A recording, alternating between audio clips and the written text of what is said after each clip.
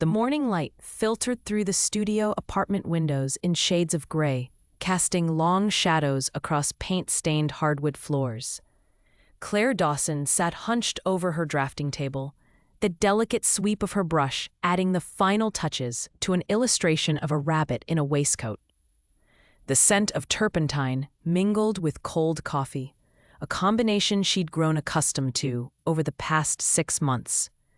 6 months of solitary mornings, 6 months of waking up alone. Her phone buzzed against the table's edge, the vibration rattling through the silence like an accusation. The law office, confirming her 2 o'clock appointment.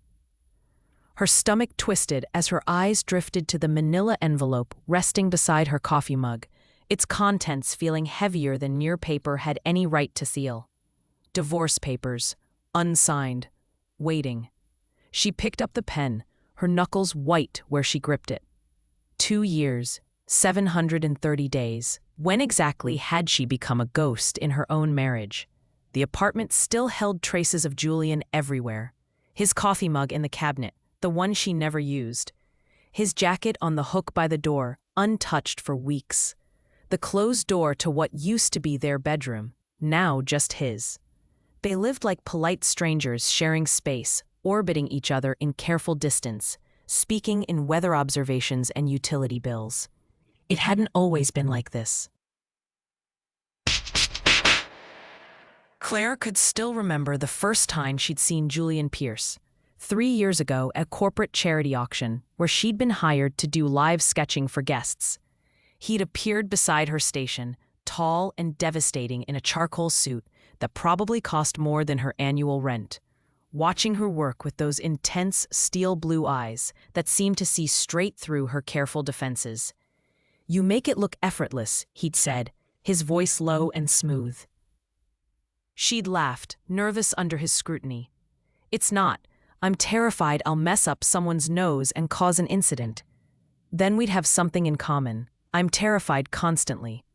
He'd smiled, and it had transformed his entire face from intimidating to devastatingly human.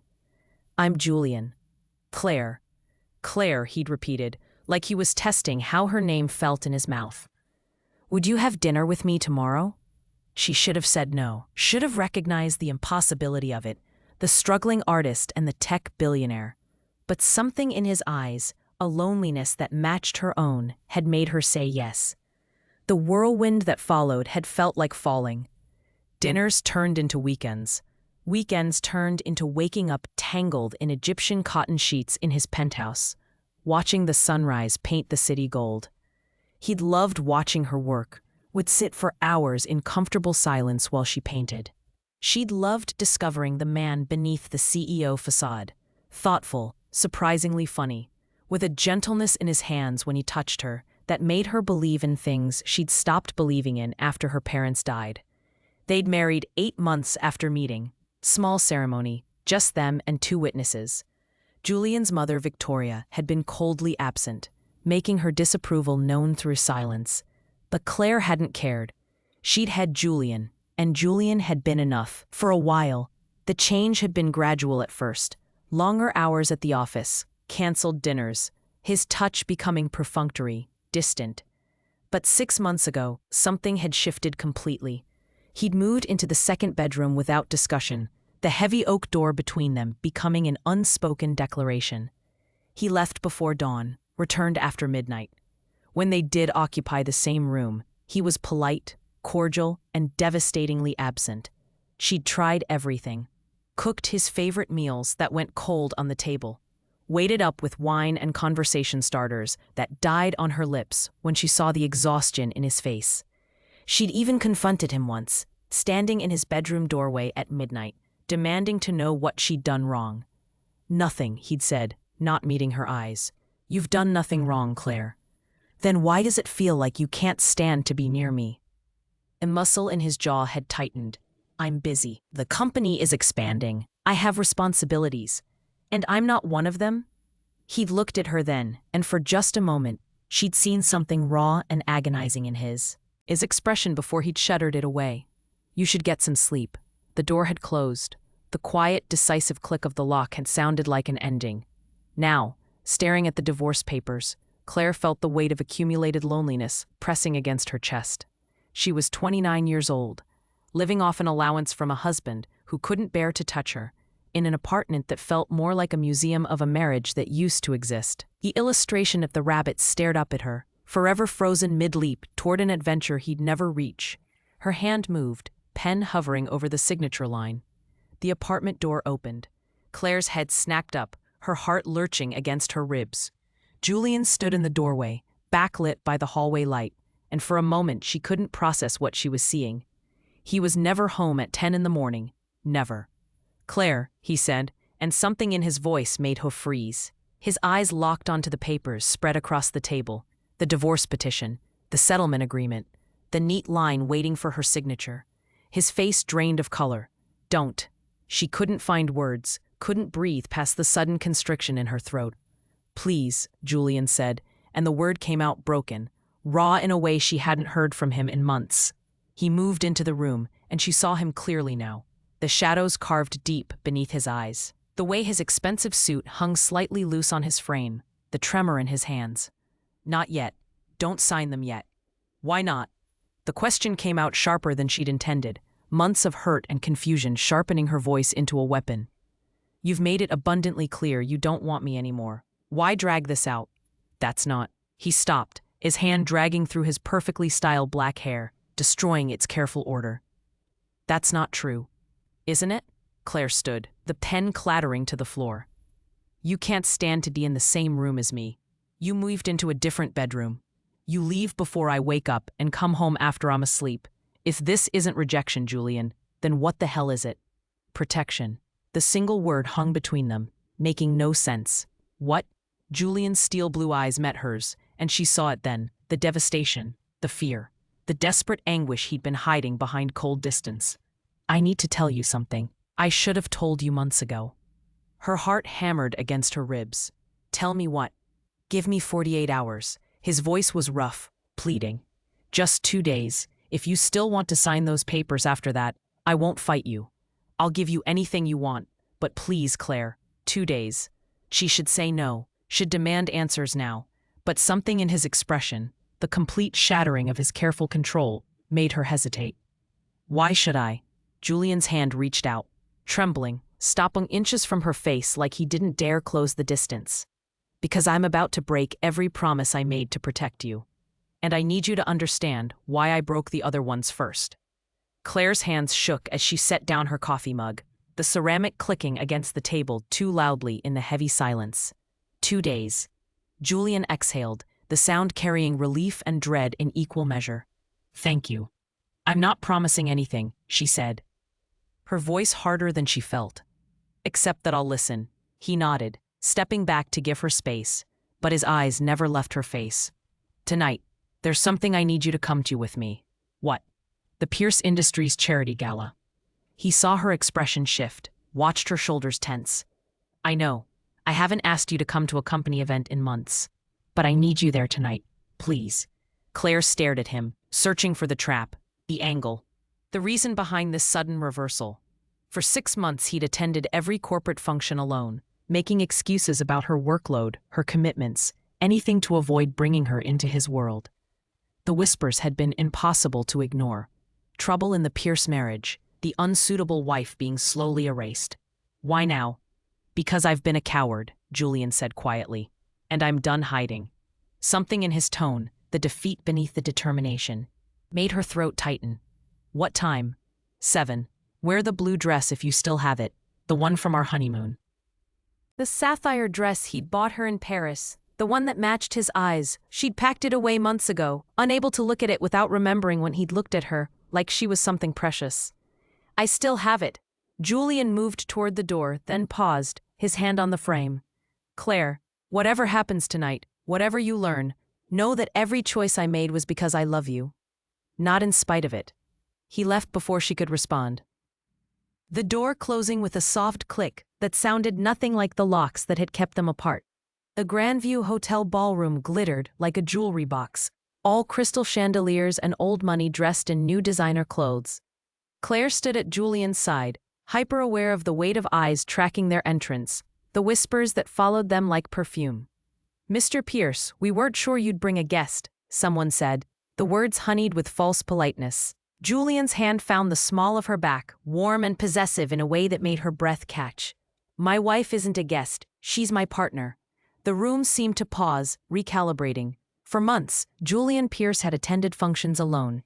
Now he stood with Claire tucked against his side, his body language unmistakable in its claim.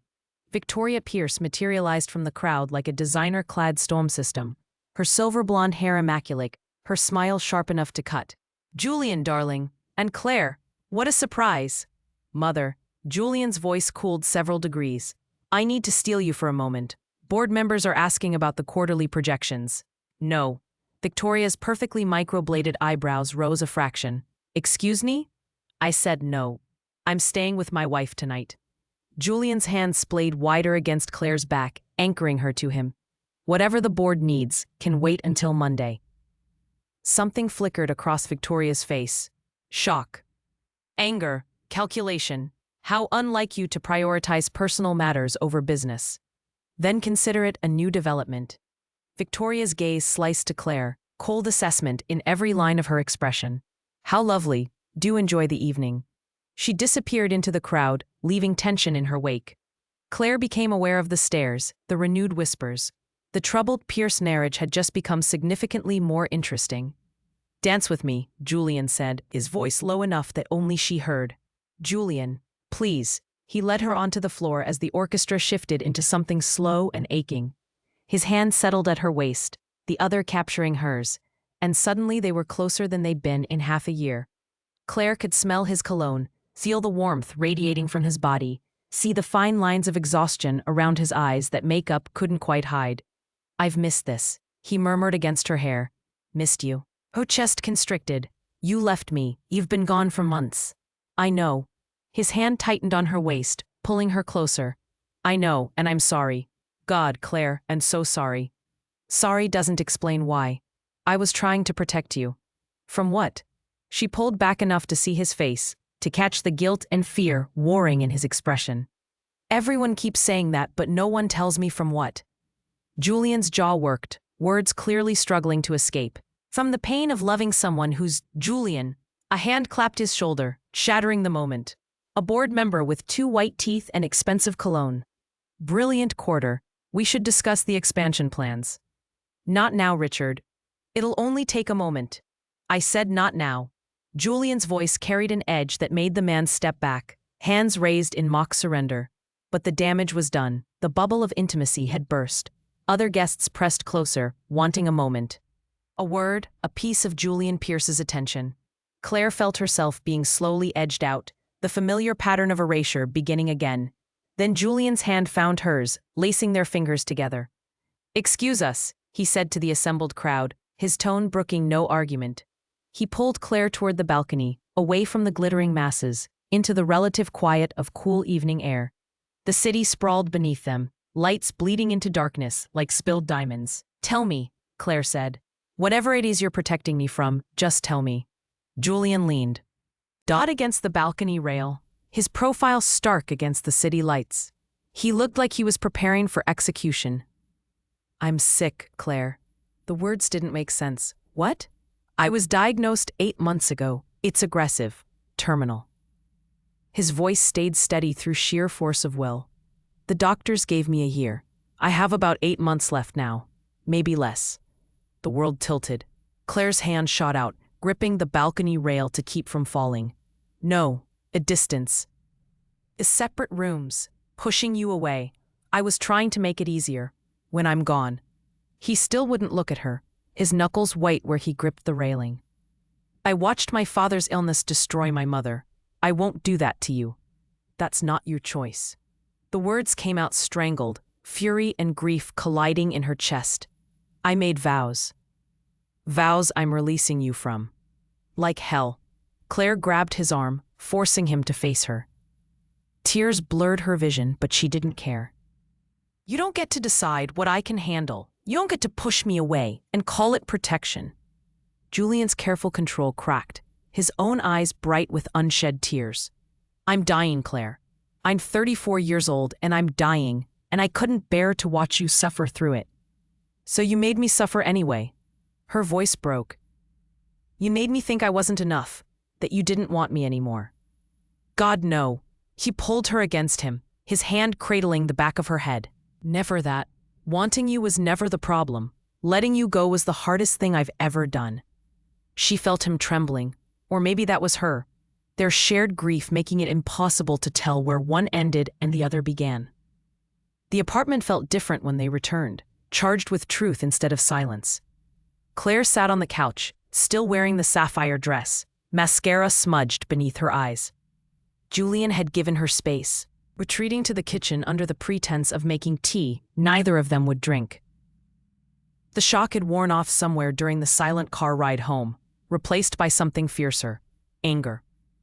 She found him standing at the counter, gripping the edge like it was the only thing keeping him upright. 8 months, she said, her voice cutting through the quiet. You've known for 8 months. Yes. And you decided, alone, without asking me, that pushing me away was the solution. Julian's shoulders tensed. Claire, no. She crossed the space between them, her bare feet silent on the hardwood. You don't get to do this. You don't get to make decisions about us without me. He turned, and she saw the exhaustion carved into every line of his face.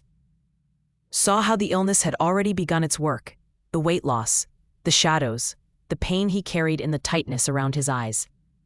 I watched my father waste away when I was 16. Watched my mother transform from this vibrant woman into a shell. She loved him so much, it destroyed her when he died. That's not your choice to make for me. I was trying to spare you that pain. By causing a different one? Her voice cracked. I thought you hated me, Julian. I thought I'd failed you somehow. That I wasn't good enough for your world. That you'd realized marrying me was a mistake. Guilt flooded his expression. God, no. Never. Then why? The tears came now, hot and furious. Why make me feel like I was losing you to indifference instead of telling me the truth? Because if you knew, you'd do exactly what you're doing now. You'd stay. His voice broke. You'd stay and watch me deteriorate, and it would destroy something beautiful in you. I couldn't let that happen. That's not protection, Julian. That's cowardice. The word landed like a slap. He flinched, then nodded slowly. You're right. I was a coward. I am a coward. Claire's anger drained as quickly as it had come, leaving only grief in its wake. She moved closer, tentatively reaching for his hand. His fingers closed around hers immediately, desperately. Tell me everything. No more secrets.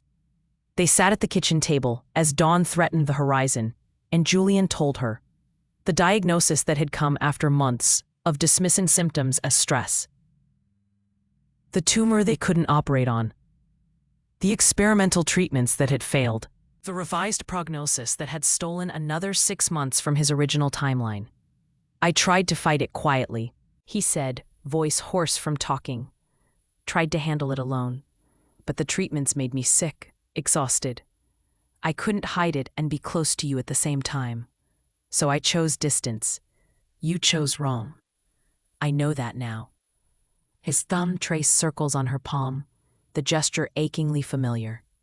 Pushing you away has been torture.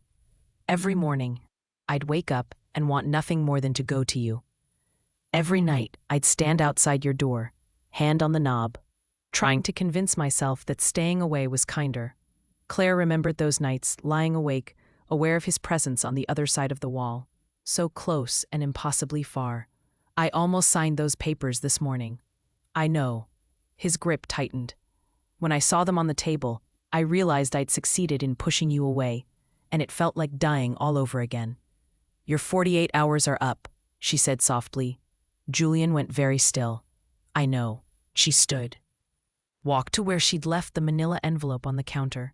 His eyes followed her, resignation settling over his features like a shroud. Claire pulled out the papers, held them for a moment, then tore them cleanly in half. I'm not signing. Not today, not ever. She met his shocked gaze. But you need to understand something, Julian Pierce. I don't need you to protect me from pain. I need you to trust me with the truth. All of it. Even if the truth is ugly, if it gets worse. Especially then.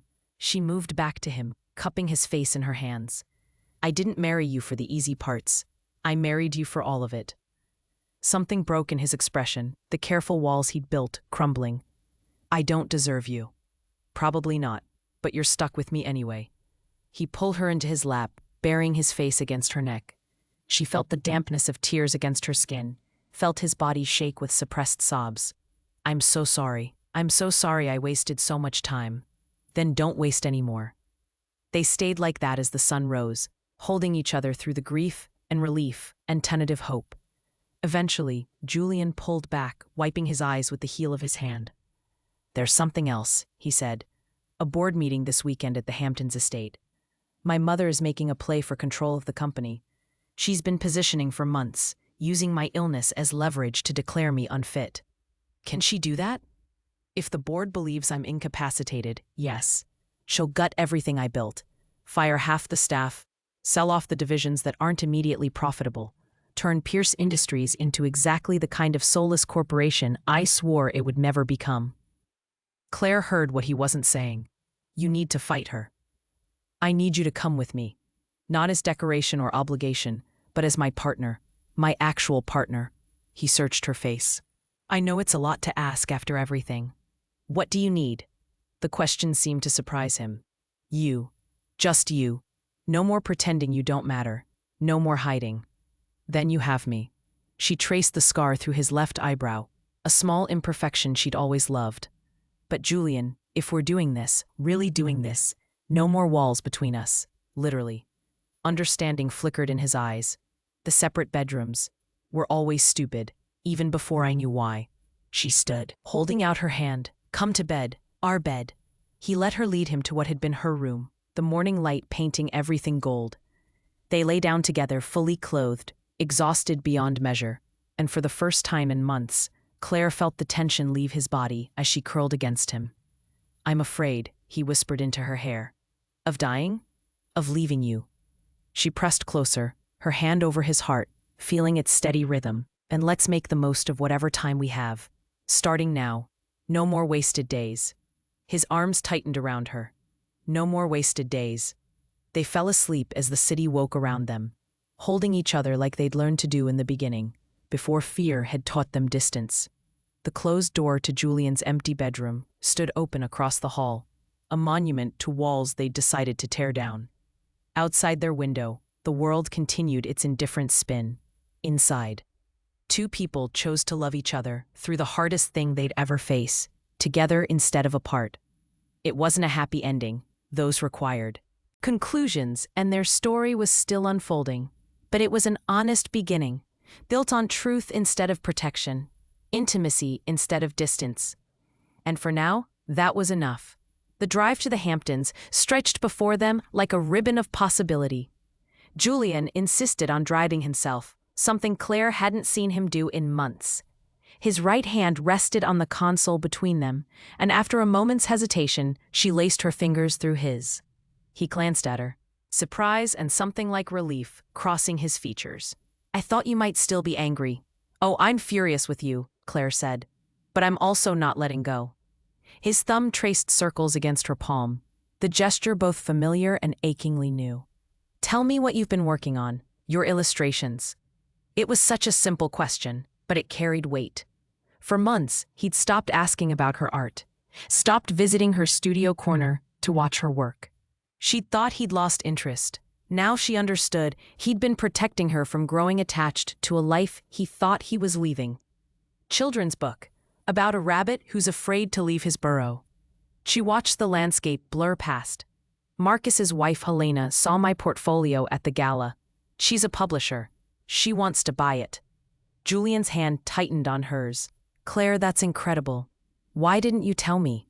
When? Between your dawn departures and midnight arrivals? The words came out sharper than intended. I deserved that. He was quiet for a moment. Elena's brilliant. If she wants your work, it means you're good enough to make a real living from it. You won't be dependent on my money anymore. Is that what you think bothered me, the money? Didn't it? Claire turned to study his profile, the strong line of his jaw, the tension he carried in his shoulders. What bothered me was feeling like a kept woman instead of a partner. The money was just a symptom. I'm sorry. I thought I was taking care of you. I don't need taking care of. I need to be seen. She paused. But yes, the book deal helps. Makes this feel less like I'm staying out of obligation. Are you staying out of obligation? If I were, I wouldn't be in this car. She squeezed his hand. I'm staying because I love you, you idiot, even when you make terrible decisions about what's best for me. Something in his expression softened, the hard edges of guilt easing slightly. I love you too. I never stopped.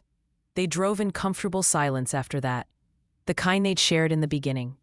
Claire found herself noticing details she'd missed in her anger. The way he'd lost weight, his expensive suit hanging looser than it should. The careful way he moved, like his body hurt. The prescription bottle in the cup holder he thought she hadn't seen. How bad is it today? She asked quietly. The pain. He hesitated, then seemed to remember his promise about honesty. Manageable. The medication helps. I have good days and bad days. Today's a good one. And the bad ones? I'll tell you when they come. No more hiding. The Pierce estate materialized as they rounded a curve, and Claire's breath caught despite herself. It wasn't a house. It was a monument to wealth and power, all stone and glass and manicured perfection. 3 stories of intimidation wrapped in Georgian architecture. I forget how much I hate this place, Julian muttered. You grew up here? In the physical sense, yes. In every other way, not really. He pulled through the gates, gravel crunching under the tires. My mother believes in appearances above all else. Image, status, the right connections. She's going to despise that you're here. She already does. Yes, but now I'm not going to pretend otherwise to keep the peace. He parked, then turned to face her fully. Claire, this weekend is going to be difficult. Victoria will try to undermine you, make you feel small. The board members will look down on you for not being born into money. And I'll be in meetings where I have to prove I'm competent to run a company while dying. Sounds delightful. A ghost of a smile touched his lips. What I'm trying to say is, you don't have to do this. We could turn around right now. And let your mother win? It's just a company. It's your legacy, everything you built. Claire reached up, cupping his face in her hand. I'm not running. Guy from difficult, Julian. I already chose to stay for the hardest part. This is nothing.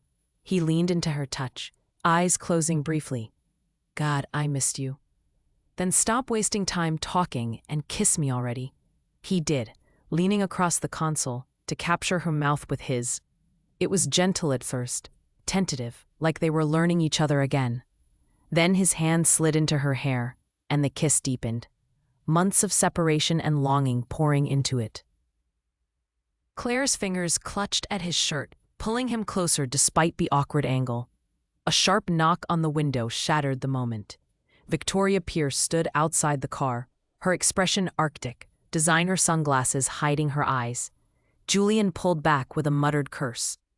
Welcome home, darling, Victoria said through the glass, her tone suggesting anything but welcome. The mansion's interior matched its exterior, cold, perfect, utterly devoid of warmth.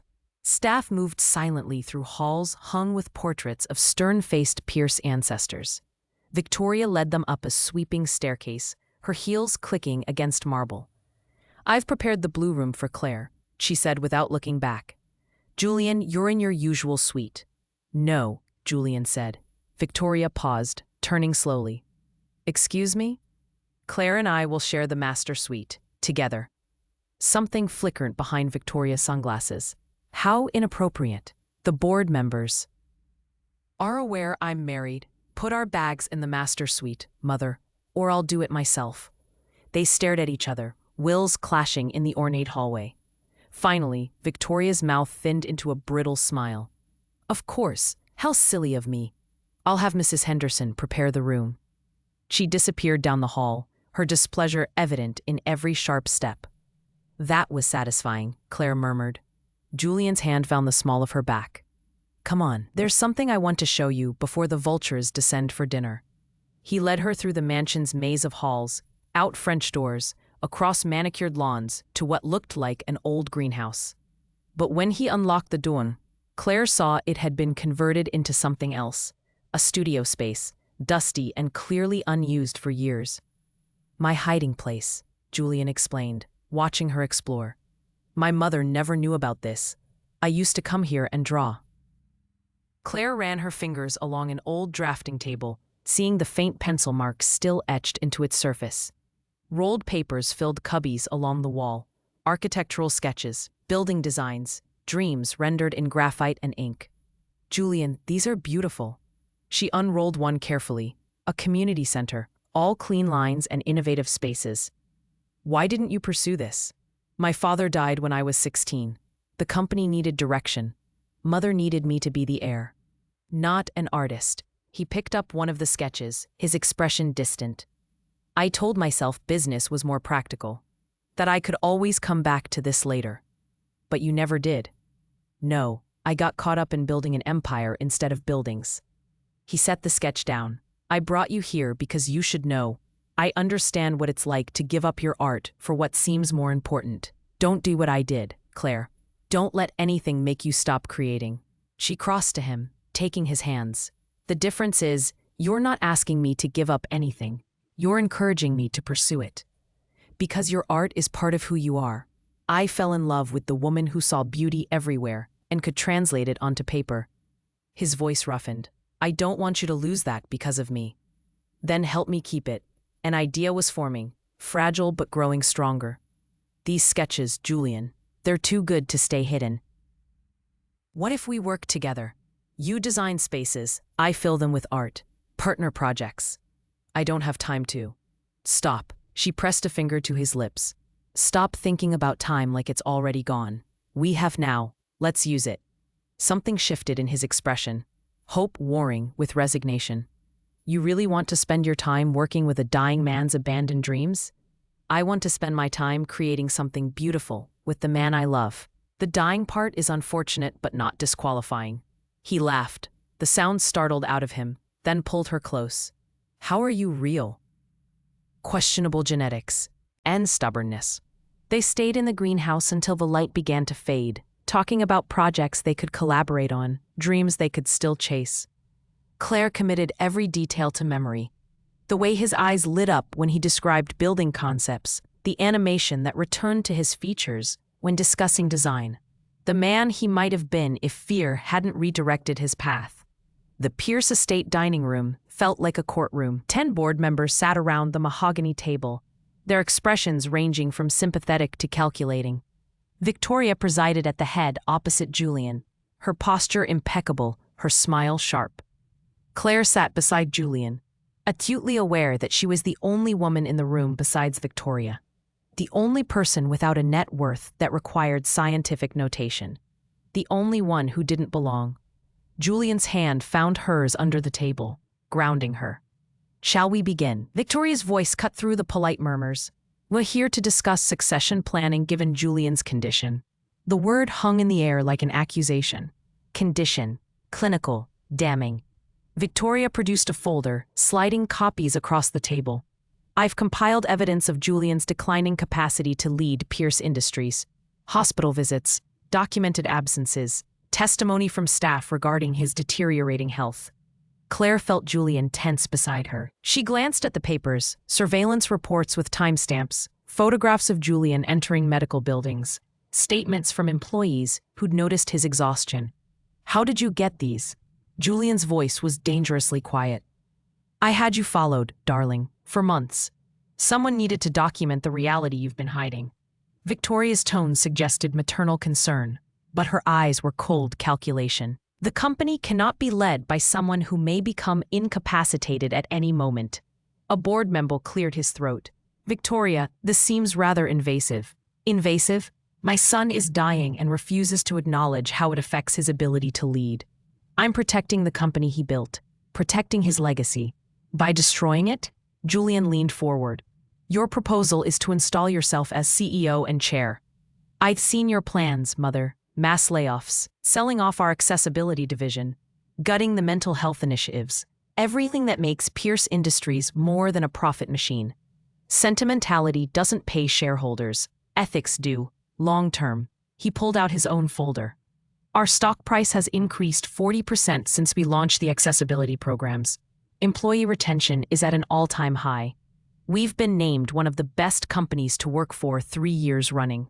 That's not sentimentality, that's strategy. Victoria's smile thinned. Strategy requires a leader who can execute it. Can you honestly tell this board you're capable of maintaining your current pace? The silence stretched. Claire watched Julian's jaw tighten, watched him weigh honesty against pride. No, he said finally. I can't maintain my current pace. My illness is progressing. There will be bad days ahead. Victoria's expression turned triumphant. But, Julian continued, I've prepared for this. Marcus Webb will assume the role of CEO while I transition to chairman. He knows the company as well as I do. He co-founded it with me. The board structure will be restructured to prevent any single person from having unilateral control, including you, Mother. Marcus isn't family. Neither is the board. Pierce Industries isn't a dynasty.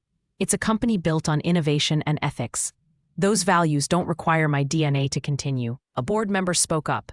With respect, Julian, your mother raises valid concerns. Can we trust that personal matters won't cloud your judgment? That you'll step aside if necessary? Victoria pounced. Speaking of personal matters, Claire, dear, what exactly qualifies you to be present at this meeting? All eyes turned to her. Claire felt her face flush, her throat tightening. This was what she'd feared, being exposed as the imposter.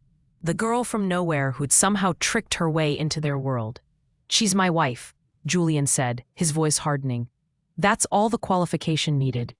Your wife who lives off your money while dabbling in art. Victoria's tone dripped condescension. I mean no offense, Claire. Surely you understand this is a business discussion. Perhaps you'd be more comfortable elsewhere. The dismissal was gentle, maternal, and absolutely brutal. Claire felt herself shrinking, felt the old insecurities rising. She didn't belong here, had never belonged, was just playing dress-up in a world that would always see her as less. Mrs. Pierce makes an excellent point, another board member said. Perhaps the ladies should retire while we handle the business matters. Julian started to object, but Claire found her voice first. You're right. She stood, and confusion flickered across Victoria's face. I don't understand quarterly reports or corporate structures. I've never balanced a budget that required more than 3 digits. Victoria's smile turned satisfied. But I understand people, Claire continued, her voice gaining strength. And I understand when someone is weaponizing concern to disguise a power grab.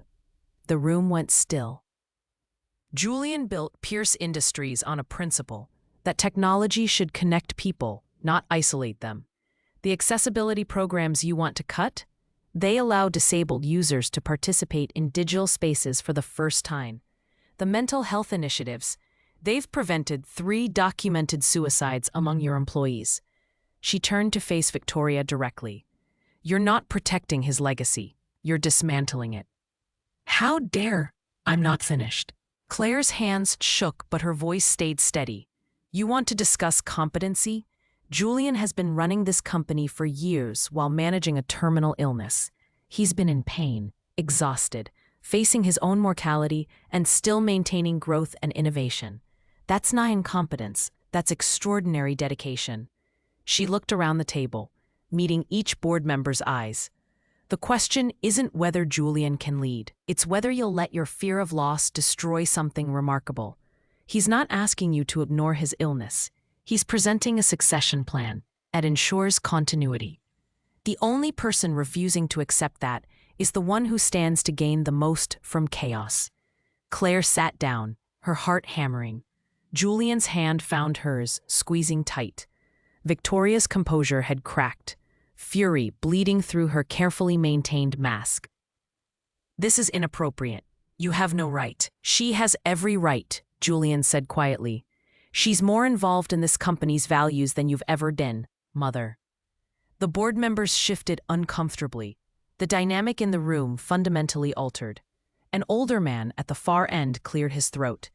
I move we table this discussion until we've reviewed Julian's succession proposal in detail. Clearly there are options beyond the binary Victoria presented. Murmurs of agreement rippled around the table. Victoria's face went rigid. We need to vote now. Julian's condition will be accounted for in the succession planning, the man interrupted. But Mrs. Pierce raises valid points. Perhaps we've been too quick to assume crisis where there's actually preparation. The meeting dissolved into procedural discussions, Victoria's control slipping with each parliamentary maneuver. Claire watched Julian's shoulders lower slightly, tension easing. When they finally called a break, Julian pulled her into an empty study. That was incredible. I was terrified. You're magnificent. He cupped her face in his hands.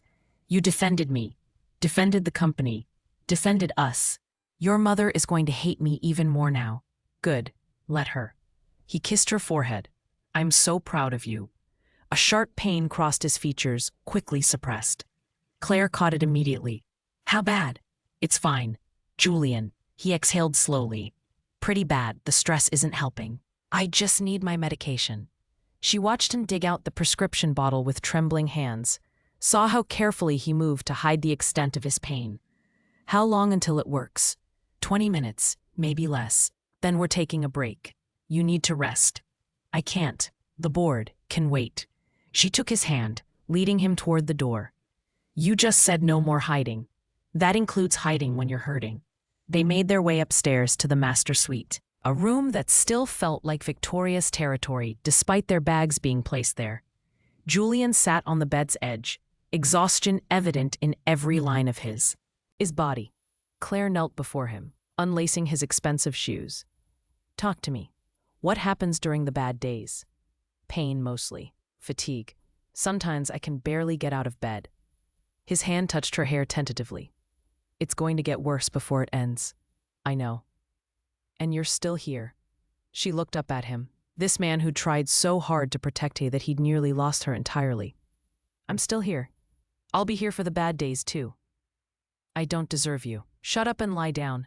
She pushed him gently back, then curled beside him, careful of where she knew it hurt. 20 minutes. Then we face your mother again.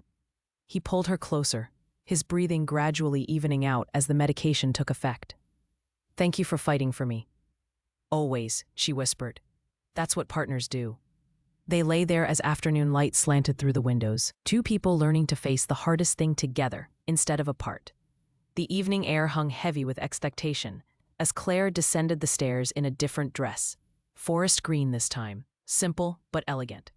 Below, the Pierce estate had transformed into a glittering stage for Victoria's autumn benefit, a parade of old money and social climbing dressed in designer labels. Julian waited at the bottom of the stairs, looking devastatingly handsome despite the exhaustion Claire knew he was hiding. His eyes tracked her movement with an intensity that made her breath catch. You're staring, she murmured when she reached him. I'm allowed. You're my wife. He offered his arm, ready to face the wolves, as long as you're beside me. They entered the ballroom together, and Claire felt the shift in attention immediately. Conversations paused mid-sentence. Eyes tracked their entrance. Whispers bloomed like poisonous flowers in their wake. Victoria stood at the room's center, holding court in champagne silk, her smile freezing when she saw them. She'd clearly expected Julian to attend alone, expected Claire to hide upstairs, properly cowed by the afternoon's confrontation. Julian, darling, Victoria approached with an older woman in tow. Mrs. Ashbrook was just asking about the quarterly projections. Mother's trying to talk business at her own party. Julian said to Claire, loud enough for nearby guests to hear. She never could separate work from pleasure. Polite laughter rippled through the crowd. Victoria's jaw tightened. Mrs. Pierce, the woman, Mrs. Ashbrook, turned to Claire with obvious curiosity. I don't believe we've met. How did you and Julian meet? I was sketching guests at a charity auction. He asked me to draw him. How charming. And what do you do now? The question carried weight. An assessment disguised as courtesy. Claire felt Julian's hand tighten on her waist, felt him preparing to intervene. I'm an illustrator, children's books mostly. My first one publishes next spring. Oh, how lovely. A little hobby to keep you occupied. The dismissal was gentle, practiced, devastating. Claire forced a smile. Yes, exactly like how brain surgery is a little hobby for doctors. Julian choked on his drink. Mrs. Ashbrook's eyebrows climbed toward her hairline. Before anyone could respond, Victoria materialized beside them. Mrs. Ashbrook, I simply must steal you away. There's someone you absolutely need to meet. She guided the woman away with practiced efficiency, but not before shooting Claire a look that could freeze oceans. "I probably shouldn't have said that," Claire whispered. "That was perfect." Julian pressed a kiss to her temple. "Remind me to never get on your bad side." The evening progressed in a blur of introductions and thinly veiled assessments. Claire met board members' wives who smiled with their mouths but not their eyes, old family friends who couldn't quite hide their confusion about why Julian had married so far beneath his station, business associates who looked through her like she was decorative furniture. Through it all, Julian never left her side. His hand stayed at her waist, his body angled toward hers. A constant physical reminder that she wasn't facing this alone. "You look tired," she said during a brief moment of privacy near the windows. "I'm fine." "Julian," he sighed. "The medication's wearing off. It's manageable. We can leave." "No. Victoria's been watching us all night, waiting for me to show."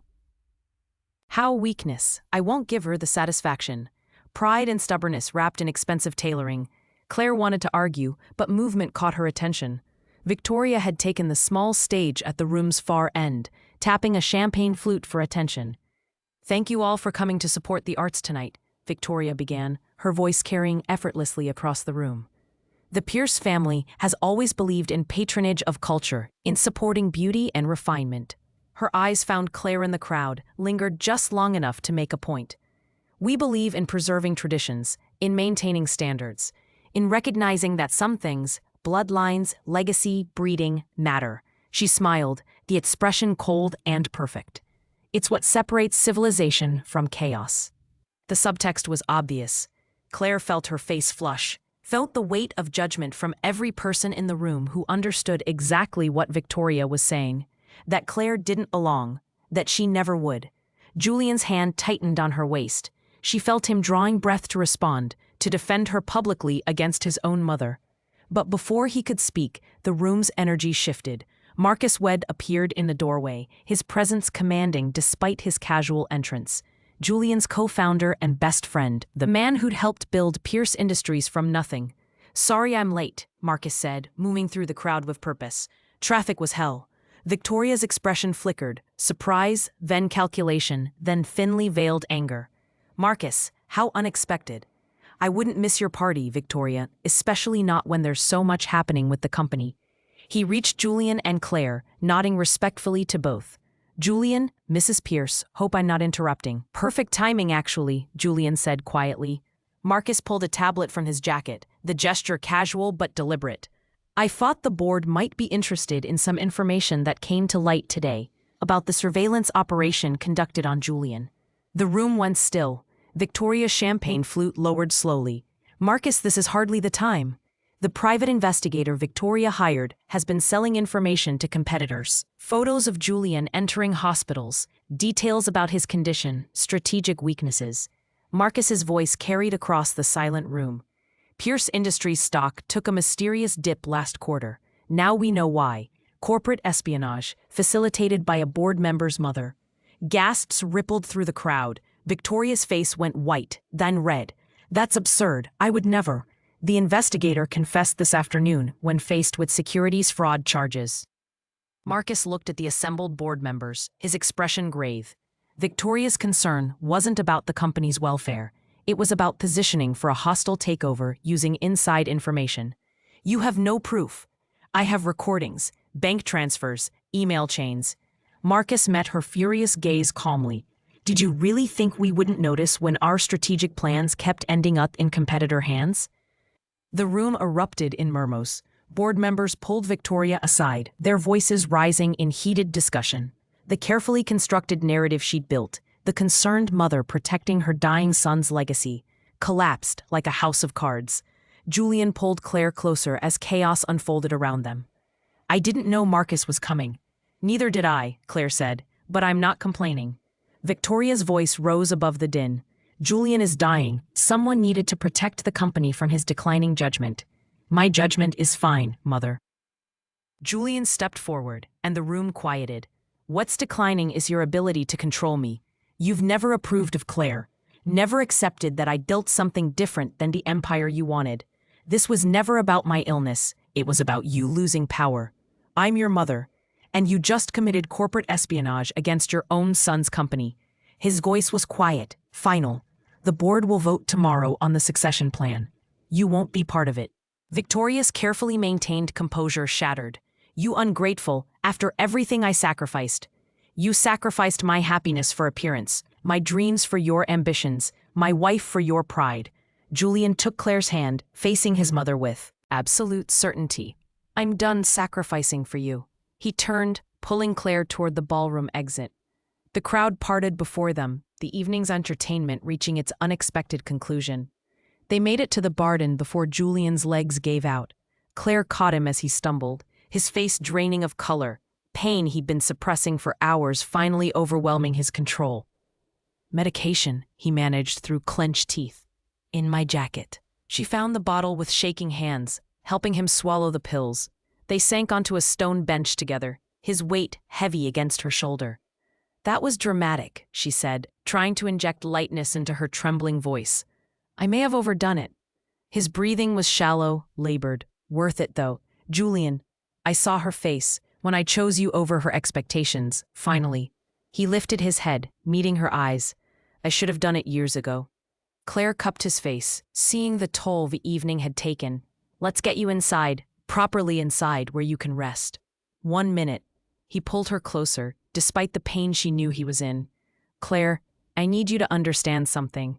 Tonight, facing all of them, I couldn't have done it without you. You defended yourself. No, you gave me something to defend. A reason to fight that wasn't just pride or legacy. His thumb traced her cheekbone. You gave me us. She kissed him then, gentle and careful.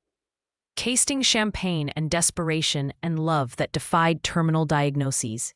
When they pulled apart, his eyes were bright with unshed tears. Take me home, he whispered, not the mansion, our apartment. I want to wake up in our bed, not in this place. We can't drive tonight, you're exhausted. Tomorrow then, first thing. He pressed his forehead to hers. No more wasting time in places that don't matter. 3 weeks felt like 3 years. Claire stood at their apartment window, watching rain streak the glass in patterns that reminded her of tears. 21 days since Julian had left for the experimental treatment facility. 21 days of sleeping alone in their bed, the sheets still carrying the ghost of his scent. The treatment protocol was brutal in its isolation. No visitors, limited phone calls. Just Julian and a team of doctors trying to buy him time he might not have. How are you? He'd asked during their last call, his voice thin and exhausted through the phone line. Fine, working on the book illustrations. Liar, you sound tired. So do you. A long pause, filled with everything they couldn't say. 19 more days. I'm counting. The apartment felt too large without him, too quiet. Claire had thrown herself into work, finishing the children's book illustrations ahead of schedule. Elena had been thrilled, had already sent contracts for 2 more books. The financial independence Claire had wanted was finally within reach. It felt hollow without Julian there to celebrate it. Her phone buzzed, an unknown number. She almost ignored it, then something made her answer. Mrs. Pierce, this is Owen Fletcher. We met briefly at the Hamptons benefit. Claire frowned, trying to place him. Then it clicked. The gallery owner, sandy brown hair and kind eyes, who'd admired her work. Mr. Fletcher, I'm sorry, I've been following your career. Elena shared some of your book illustrations. They're remarkable. His voice carried genuine enthusiasm. I'd like to offer you a solo show at my gallery. 3 months from now. Your paintings, not just the commercial work. 3 months from now. The timeline landed like a stone in her chest. Where would Julian be in 3 months? Where would she be? That's very generous, but I don't know if, at least let me buy you coffee. We can discuss possibilities. No pressure. She should say no. Should focus on Julian, on their remaining time. But the apartment walls were closing in, and the thought of talking to someone about something other than illness and dying felt like oxygen. Coffee would be fine. They met at a cafe near her apartment, rain still falling in sheets outside. Owen was exactly as she remembered, warm, approachable, achingly normal. He talked about art and exhibitions and the business side of galleries with the ease of someone who loved what he did. You have a real gift, he said, reviewing the portfolio she'd brought. Not just technical skill, but but emotional depth. These pieces tell stories.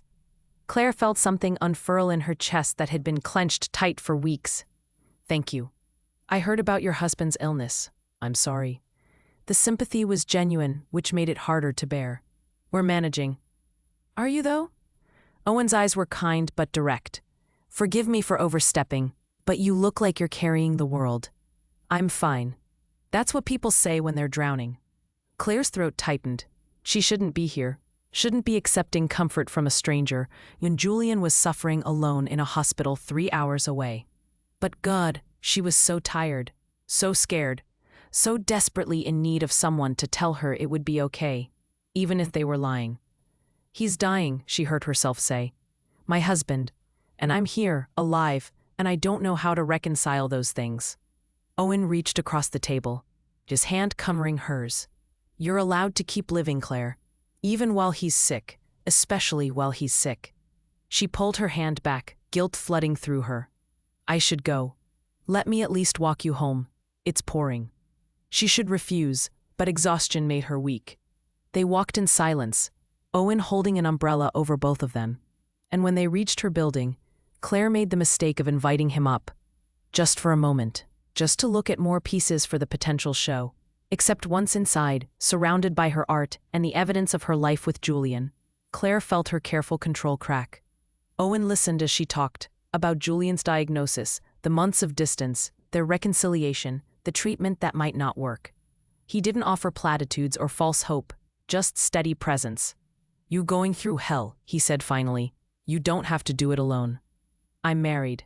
I love my husband. I know. But he's not here. And you are. And when he's gone, Owen stopped, seeming to reconsider his words. You'll need support, friends, someone who understands what you're building for yourself. Claire stood, recognizing the edge they were approaching. You should leave. Claire, please, just go. He did, but his words stayed behind like smoke, curling into her doubts. When Julian was gone. Not if. When. The inevitability of it, spoken aloud. She called Julian that night, needing to hear his voice. How was your day? He asked, sounding better than he had in weeks. She thought about telling him about Owen, the gallery offer, the moment of weakness. But he was fighting for his life in a hospital room. He didn't need her burdens. Good, productive. How's the treatment? Brutal, but I'm still here. A pause. I miss you. 2 more days. 2 more days, he echoed. Then I'm coming home and never leaving again. After they hung up, Claire found herself staring at her phone, at the photo she'd taken of Julian in the greenhouse, surrounded by his old architectural sketches, smiling like he'd remembered how. Her phone buzzed with a text. Owen, think about the show. 3 months gives you time to prepare. Whatever happens, you'll need something to hold on to. She deleted the message, but couldn't delete the truth in it. The next morning, Claire woke to her phone ringing. Marcus, have you seen this? His voice was tight. Seen what? There's an article, society page. Photo of you and some guy having coffee yesterday. The headline is asking if you're moving on while Julian's sick. Claire's blood went cold. That's not. We were just discussing a gallery show. I know you. But Julian's going to see this, Claire. Someone's going to make sure he does. She was already pulling up the article on her laptop. There she was, clear as day, Owen's hand over hers across the cafe table. The photo made it look intimate, romantic. The caption speculated about the troubled Pierce marriage, the young wife seeking comfort elsewhere. Marcus, you have to call him. Explain before. Too late. Victoria sent it to him an hour ago. Of course she did.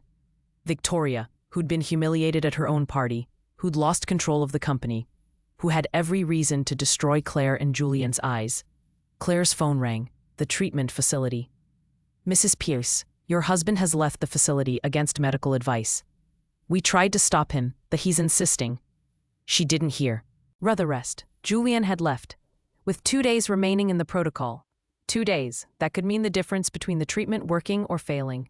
He'd thrown it away because of a photo. Claire grabbed her keys, her heart hammering. She had to find him, had to explain, had to fix this before everything they'd fought for disintegrated. She made it to the parking garage before she saw him. Julian leaned against his car, looking like death warmed over. He'd lost more weight. His face gaunt, his expensive clothes hanging on a frame that seemed too fragile to support them. But his eyes were focused, burning with something between fury and fear. "Julian, what are you doing here? The treatment. Who is he?" The question cut like glass. "He's a gallery owner. He wants to show my work." The photo shows more than a business discussion. It was nothing. He was being supportive, and the photographer caught it at the wrong angle. Claire moved closer, seeing how he swayed slightly. "You need to go back. You can't just leave in the middle of treatment. I saw you with him and I couldn't." His voice broke. "I'm trapped in that hospital and you're here, moving on. And I can't blame you. I understand. But God, Claire, it's killing me." "You idiot!" Anger flared through Huthier. "You threw away the treatment because of a photo, because you don't trust me. I trust you. I don't trust that I deserve you staying. That's not your choice to make." She grabbed his arms, feeling how thin he'd become. "I sent you to that trial because I love you, because I want more time with us. And you left because you saw me having coffee with a colleague?" He was holding your hand. He was offering sympathy, which I needed because my husband is dying in a hospital 3 hours away and I'm trying to keep functioning. Tears streamed down her face now. "Owen offered me a show, an escape. A life beyond grief. And you know what I said? No. Because I don't want easier, I want you." Julian's knees buckled. Claire caught him, his weight suddenly entirely on her. "I can't lose you," he whispered. "I'm already dying. I can't lose you too." "You're not losing me, you stubborn ass. But you might lose the treatment if you don't go back right now." "I can't. I left. They said the protocol is compromised." The words settled between them like ashes. He'd destroyed his chance at more time because jealousy and fear had overwhelmed reason. "Then you wasted it," Claire said, her voice breaking. "You wasted our time because you don't believe I'll stay." "I'm sorry. God, Claire, I'm so sorry." She held him as he collapsed fully, his body giving out from exhaustion and illness and the weight of what he'd thrown away. Held him as he broke, as they both broke, there in the parking garage with rain drumming on concrete and time running out faster than either of them could stop. Claire called Marcus from the parking garage, her voice steady despite the terror clawing at her chest. Julian was barely conscious against her shoulder, his breathing shallow and labored. "Get him back to the facility," Marcus said immediately. "I'll call ahead. They might be able to salvage the treatment if he returns within 24 hours. He can barely stand. Then carry him if you have to. Claire, this is his chance. Make him take it." She looked down at Julian, his eyes closed, his face gray with exhaustion and pain. "What if he won't go?" "Convince him. You're the only one who can." Julian stirred against her, his voice rough. "I heard that." "Good. Then you heard the part where you need to go back." "Claire, no, listen to me." She pulled back enough to meet his eyes. "You left because you were afraid of losing me. But leaving that treatment means I lose you faster. Is that what you want?" "I saw you with him and I couldn't think. Then let me think for both of us right now." Her hands cupped his face, forcing him to focus. "I love you, Julian Pierce. Only you. The man who watches me paint at 3 in the morning, who kept all his old architectural sketches because he couldn't quite let go of his dreams, who's been fighting for more time with me even when it terrifies him. I'm so tired. I know. But 2 more days, that's all. 2 days and you come home and we start actually living whatever time we have left." She pressed her forehead to his. "Please, say, fight for me, fight for us." Something shifted in his expression, exhaustion warring with determination. "You'll be there when I get out?" "I'll be waiting at the door. Promise me, no matter what the tabloids say, no matter what my mother tries to poison you with, you'll be there." "I promise. Get in the car." The drive back to the facility felt endless. Julian slept most of the way, his hand locked in Claire's, his breathing gradually evening out. She watched him in the rearview mirror, memorizing the lines of his face, the way his hair fell across his forehead, storing details against the possibility of loss. The doctors were waiting when they arrived, their expressions grave but not hopeless. "If we restart the protocol immediately, we might salvage the efficacy," the head physician said. "But Mr. Pierce, you cannot leave again. 2 more days of treatment, then another week of observation. No exceptions." Julian looked at Claire, question clear in his eyes. 9 days, she said. I can wait 9 days. Okay. He squeezed her hand. 9 days. They let her walk him to his room, a sterile space that felt nothing like home. At the door, Julian pulled her close, his lips finding hers, in a kiss that tasted like goodbye and see you soon, and please wait for me. I love you, he whispered against her mouth. I love you too. Now go save your own life so I can spend the rest of it with you. She watched him disappear behind the treatment room doors, then drove home through tears that wouldn't stop falling. 9 days became the longest of her life. Claire threw herself into work, finishing not just her current book, but sketching concepts for the next 2. She ignored Owen's messages about the gallery show, ignored the tabloid speculation, ignored Victoria's lawyer's letter suggesting a generous settlement if Claire would discreetly distance herself from the Pierce family. She painted instead. Canvas after canvas filled with color and light and desperate hope. A series about love and time and choosing to stay when leaving would be easier. Art that bled honesty onto expensive paper. Marcus and his wife Elena visited, bringing food and company and not mentioning the elephant crushing the air from the room, that Julian might not come home at all. The treatment results won't be clear for months, Marcus said carefully on day 7. Even if he completes it, there's no guarantee it worked. I know, but you're still hoping. I have to. Hope is all I've got right now. Day 9 arrived like a held breath released. Claire woke before dawn, too anxious to sleep. She dressed carefully, jeans and Julian's old college sweatshirt she'd stolen months ago, the one that still smelled faintly of him. Drove to the facility with her heart hammering against her ribs. Julian was waiting in the discharge area, looking slightly less like death. Still too thin, still exhausted, but alive. His eyes found hers across the room, and something in his expression made her throat close. Hi, he said when she reached him. Hi, yourself. She wanted to throw herself at him, but held back, suddenly uncertain. How do you feel? Like I got hit by a truck, but I'm here. He reached for her hand tentatively. You wait it. I promised. The drive home was quiet, both of them navigating new territory. The jealousy and fear that had driven him to leave the treatment sat between them like a third passenger. I'm sorry, Julian said finally, for not trusting you, for throwing away the treatment because I was scared. I'm sorry too, for not telling you about Owen immediately, for making you feel like you couldn't trust me. You didn't make me feel anything, my fear did that. He turned to look at her. I need to be better at this, at letting you have a life that isn't just taking care of me. And I need to be better at including you in that life, even the parts that feel separate. They pulled up to their apartment building, and Claire realized she'd driven on autopilot. Home. Their home. Where they'd fought and reconciled and learned to be honest. There's something I want to show you, she said, before we go up. She drove them across the city to an industrial area she'd visited dozens of times over the past 9 days. Pulled up in front of a converted warehouse with large windows and good light. What is this, Julian? Anne asked. Your greenhouse. Remember where you showed me your old sketches? She unlocked the door, leading him into the space she'd spent the last week transforming. Half the warehouse was set up as her art studio, easels, supply shelves, her paintings covering the walls. The other half held a drafting table, architectural tools, his old sketches she'd photographed and had printed, framed and mounted. Claire, what? You told me not to stop creating because of you. So I'm telling you the same thing. She gestured around the space. This is ours, a place to work, to build something together, however much time we have.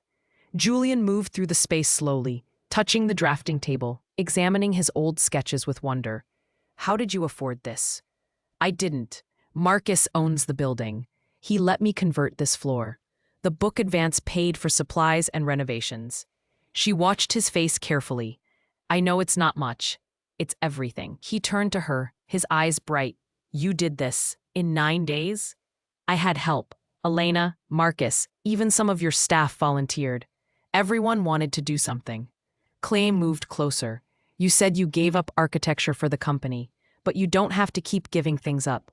We can do this together. Design projects, art installations, community spaces, whatever we have time for. Julian pulled her close, his face buried in her hair. I don't deserve you. We've established that. Can we move past it now? He laughed, the sound watery but real. What did I do to get this lucky? You married a stubborn woman who refuses to let you give up on your dreams just because you're dying. They spent the rest of the day in their new studio, Julian sketching ideas while Claire painted. It felt like the early days of their marriage, working side by side in comfortable silence, creation flowing between them like shared breath. As evening painted the windows gold, Julian set down his pencil. The treatment might not work. I know. We might only have months, not years. I know that too. And you're still here, building futures with me. Claire abandoned her canvas, moving to stand between his legs where he sat at the drafting table. I'm not building futures, Julian. I'm building now. This moment, this day. That's all we ever really have anyway. He pulled her down for a kiss, gentle and thorough and full of promise. Marry me again. She pulled back, confused. We're already married. Marry me again, here, in our space, with the people who matter. Not because we're desperate or running out of time, but because we choose this. Choose us. You want to renew our vows? I want to make new ones, honest ones. His hands framed her face. I, Julian, promise to stop trying to protect you from pain by causing it, to trust you with the truth, even when it's ugly, to let you love me, even when I don't think I deserve it. Claire felt tears slip down her cheeks. I, Claire, promise to stop letting fear make me small, to claim my space beside you, as your partner, not your dependent, to love you through the hardest thing, whatever that looks like. For as long as we both shall live, for as long as we both shall live. They sealed it with a kiss that tasted like new beginnings, like hope despite impossible odds, like two people choosing each other again and again. 6 months later, Claire stood in their studio, adding final touches to a painting. Julian sat at his drafting table, working on designs for a community art center they'd been commissioned to create together. His latest scans had shown the treatment working. Not a cure, but progression slowed significantly. The doctor spoke cautiously of years, not months. Outside, autumn was turning to winter, the city preparing for cold. Inside their studio, warmth and light and the sound of creation filled the space. Julian looked up, catching her watching him. What? Nothing. Just memorizing this. Memorizing what? This moment. You. Us. In case I need to paint it later. He crossed to her, paint-stained hands and all, pulling her close. Paint it anyway. Paint all of it. The hard parts and the beautiful parts and everything in between. That's a lot of paintings. Good thing we have time. They didn't know how much time, exactly. No one ever did. But they had now, and now was enough. Now was everything.